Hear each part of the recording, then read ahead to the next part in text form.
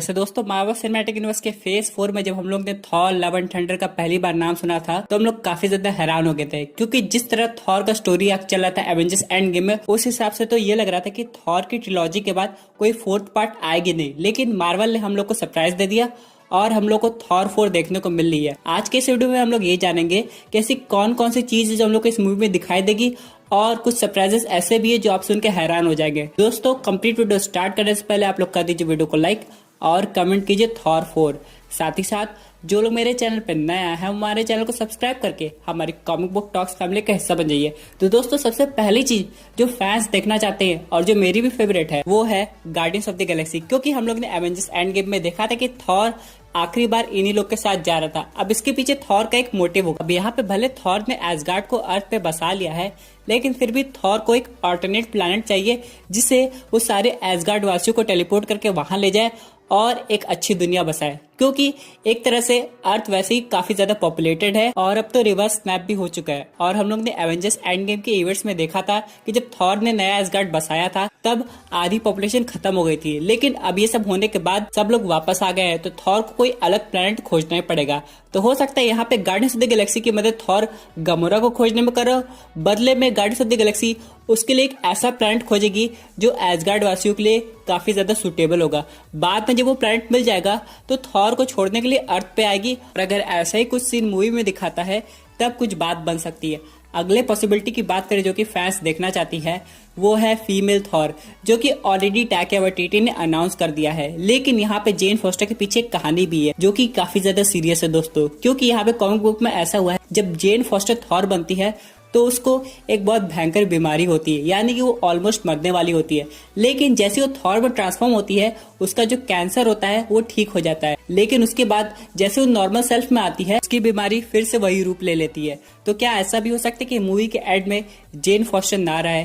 लेकिन यहाँ पे एक और पॉसिबिलिटी ये है कि आगे जाके नई एवेंजर्स मूवी आ रही है जिसमें फीमेल थॉर की हम लोग को जरूरत पड़ सकती है। इन सब के बावजूद यहाँ पे एवेंजर्स ए फोर्स टीम आएगी और उस टीम में जितने ज्यादा फीमेल सुपर हीरो हो उतना ही अच्छा है। तो हो सकता है डायरेक्टर इस बार जो स्टोरी लाइन वो कॉमिक बुक से थोड़ा अलग रखेंगे और जेन फॉस्टर को कुछ नहीं होगा। अगले पॉसिबिलिटी की बात करें जो कि फैंस देखना चाहते हैं वो है बेटा रे बिल। बेटा रे बिल का हम लोग को हिंट मिल गया था थॉर रैग्नारॉक मूवी में, और यहाँ पे वही same director Thor love and thunder भी डायरेक्ट कर रहे हैं। तो यानी कि बेटा रे बिल की पॉसिबिलिटी सबसे ज्यादा है। ये कैरेक्टर इतना ज्यादा इंपॉर्टेंट है कि इसकी चाहे तो एक अलग मूवी बन सकती है, इसलिए डायरेक्टर ने हो सकता है थॉर 4 के लिए इसको बचा के रखा था। अगर थॉर 4 ना आती तो हो सकता है हम लोग को एवेंजर्स इन्फिनिटी वॉर में बेटा रे बिल देखने को मिल जाता। वैसे दोस्तों बेटा रे बिल के बारे में बहुत लोग जानते होंगे कि बेटा रे बिल जेनेटिकली मॉडिफाई है जो कि उसे और ज्यादा स्ट्रॉन्ग बनाता है, और जब इसकी फाइट थॉर से हुई थी तो ऑलमोस्ट थॉर को मार चुका था और ये म्योल्नर भी विल्ड कर चुका है। लेकिन इन सब के अलावा एक बात और है जो बेटा रे बिल को खास बनाती, वो ये है कि वो गैलेक्टस तक को मारने की कैपेसिटी रखता है। यहाँ पे एक बार ऐसा हुआ कि गैलेक्टस ने उसके कुछ लोगों को मार दिया था, तो बेटा रे बिल को इतना ज्यादा गुस्सा है कि वो गैलेक्टस को मारने पहुंच गया। लेकिन गैलेक्टस को मारने का तरीका उसका कुछ और था। उसने ये डिसाइड किया कि वो गैलेक्टस के प्लेनेट को डिस्ट्रॉय कर देगा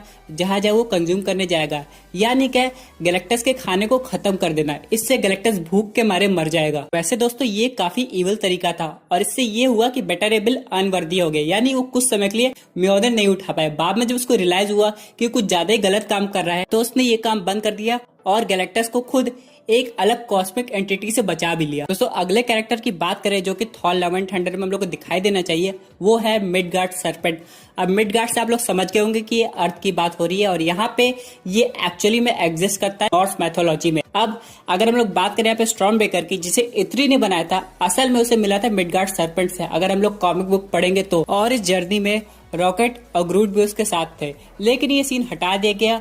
फिर यहाँ पे एक अलग कॉन्सेप्ट लाया गया जो कि इत्री का था, लेकिन अभी भी ये कॉन्सेप्ट यूज किया जा सकता है किसी और चीज के लिए, फॉर एग्जांपल नेक्रा शॉट के लिए, क्योंकि यहाँ पे ये जो शॉट है जिससे थॉर गैलेक्टस को मारना चाहेगा वो हो सकता है मिडगार्ड सर्पेंट के पास हो, क्योंकि सिनेमैटिक यूनिवर्स की स्टोरी लाइन कॉमिक यूनिवर्स से थोड़ी अलग हो सकती है। तो अगर डायरेक्टर्स को कुछ ऐसा दिखाना है जो कि आगे फ्यूचर एवेंजर्स मूवी के लिए काम है तो मिडगार्ड सर्पेंट की एक झलक तो हम लोग को देखने को मिलनी चाहिए। तो नेक्स्ट कैरेक्टर की बात करें जिसका होना काफी ज्यादा इंपॉर्टेंट हो सकता है वो है हेला। जी हाँ दोस्तों, हेला का जो एंडिंग हुआ था वो काफी ज्यादा कंफ्यूजिंग था। बहुत लोग को लग रहा रहा था कि हेला चली गई है, लेकिन कुछ लोग मानते हैं अभी भी कि हेला कहीं ना कहीं जिंदा है और अगर एसगार्ड फिर से बन जाता है तो हेला वापस आ जाएगी। क्योंकि आप लोग सुने होंगे मूवी में ध्यान से कि हेला की जो पावर्स है वो एसगार्ड से कनेक्टेड है, जैसे थॉर की होती है।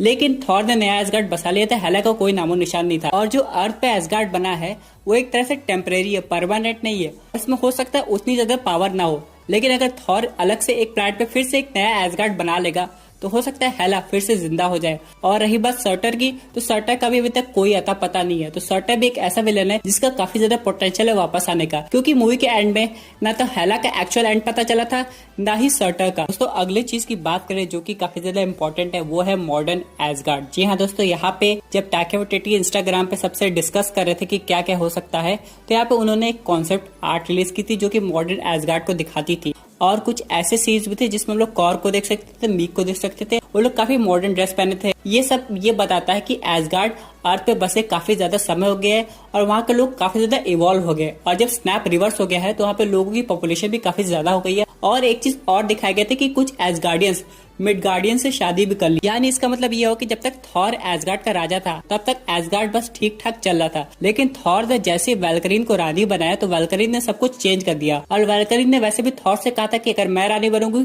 तो मेरे हिसाब से सबको चलना पड़ेगा, मैं सब कुछ बदल के रख दूंगी। तो वही हुआ होगा। अगर मान लीजिए Thor guardians of the Galaxy के साथ चला गया है 2-3 साल के लिए, तब तक वैल्करीन के पास काफी ज्यादा समय होगा कि वो अपने हिसाब से नए रूल्स एंड रेगुलेशन बनाए जिससे एसगार्ड को कंट्रोल किया जा सके और उसे और ज्यादा डेवलप किया जा सके अर्थ के हिसाब से। इन सब के अलावा एक और चीज है जो कि है लोकी का वापस आना। हम लोग जानते हैं ये जो लोकी है ये 2012 की एवेंजर्स के टाइमलाइन वाला लोकी है जो कि अलग अलग टाइम ट्रेवल करके एसगार्ड पे आया होगा।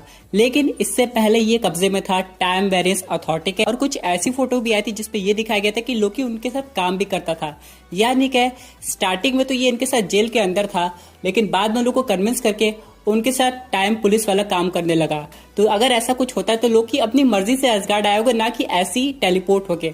और वो टेस्रेट को और अच्छी तरह समझ गए होंगे कि इसका यूज कैसे करते हैं। लेकिन क्या अगर टेस्रेट इस टाइमलाइन में आ जाता है तो यहाँ पे एक समय पे 2 टेस्रेट हो जाएंगे। अब आप लोग कहेंगे यहाँ पे 2 टेस्रेट कैसे हो सकते हैं, क्योंकि थैनोस ने ऑलरेडी इन्फिनिटी स्टोन्स को डिस्ट्रॉय कर दिया। तो दोस्तों मैं आपको बताना चाहता हूँ इन्फिनिटी स्टोन डिस्ट्रॉय नहीं हुए बल्कि एटम के साइज तक रिड्यूस हो गए हैं। तो यानी कि यहाँ पे एक समय पे अगर 7 इन्फिनिटी स्टोन्स आते हैं तो क्या अर्थ की टाइमलाइन में और नए नए चेंजेस आएंगे, ये तो वक्त ही बताएगा।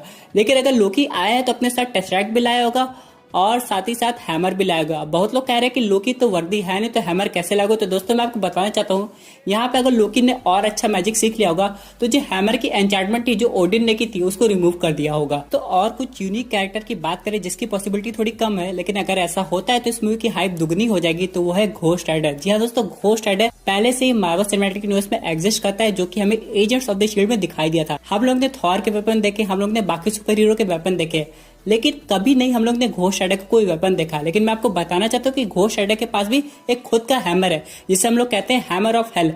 और एक बार इसकी फाइट अगर हो जाए थॉर के हैमर के साथ, चाहे वो म्योलनिर हो चाहे वो स्टॉर्मबेकर हो, तो ये देखने में काफी ज्यादा मजा आएगा। वैसे भी ऑडियंस हमेशा super hero versus super hero देखना चाहती है, चाहे बात हो कैप्टन अमेरिका सिविल वॉर या फिर बात हो कोई ग्लैडिएटर मैच की जो कि हल्क वर्सेस थॉर में हम लोग को देखने को मिला था। ये सब मैच जब भी होते हैं तो ऑडियंस काफी ज्यादा खुश हो जाती है। तो अगर ऐसा कुछ होता है कि कहीं से घोस्ट राइडर आ जाए और उसके पास भी खुद का हैमर और थॉर के पास भी अपना हैमर हो और इन दोनों के बीच में एक फाइट हो जाए तो क्या होगा। वैसे आप लोग सोचेंगे घोस्ट राइडर थॉर से क्यों लड़ेगा, तो दोस्तों मैं आपको बताना चाहता हूँ यहाँ पे एक और कैरेक्टर इंटर करने वाली जो कि है एन्चेंट्रेस। आप लोग इसे फीमेल वर्जन की लोकी समझ सकते हैं और ये काफी ज्यादा पावरफुल है और ये बहुत अच्छा मैजिक जानती है जो कि बाकी लोगों को कंट्रोल करने के लिए बना हुआ है। तो यहाँ पे ये कुछ समय के लिए थॉर को भी कंट्रोल कर सकती है और हल्क को भी कंट्रोल कर सकती है। जब ये ऐसा करेगी तो कुछ ऐसे सुपर हीरोज बाहर आ जाएंगे जो कि हम लोग पहले कभी नहीं देखे थे सिनेमैटिक यूनिवर्स में। उन्हीं में से एक सुपर हीरो घोस्ट राइडर। दोस्तों अगले कैरेक्टर की बात करूं जिसका ऑडियंस बेसब्री से इंतजार कर रही है वो है हल्क।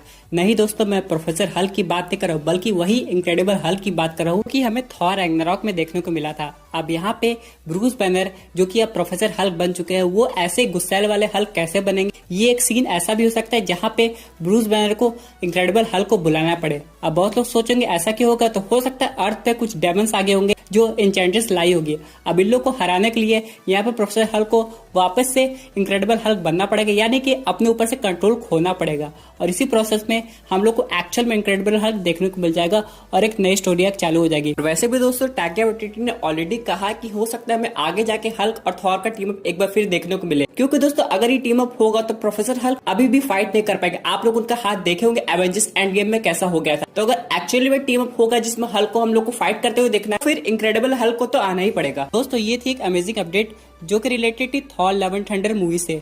वैसे आपके क्या व्यूज है इस पर्टिकुलर टॉपिक पे, अपने व्यूज जरूर कमेंट कीजिएगा। और दोस्तों अगर आप ऐसी unique super hero content enjoy करना चाहते हैं तो हमारे चैनल को सब्सक्राइब करके हमारी सुपर हीरो फैमिली का हिस्सा बन जाइएगा। Thank you for watching.